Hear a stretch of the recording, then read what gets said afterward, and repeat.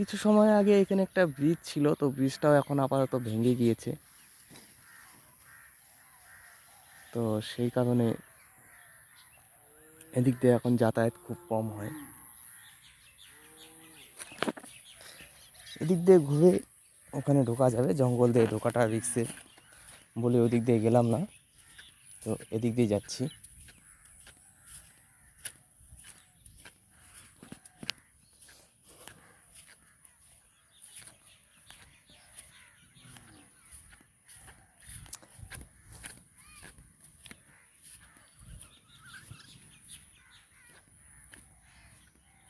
দিকটা দিয়ে নামা যাবে, কিন্তু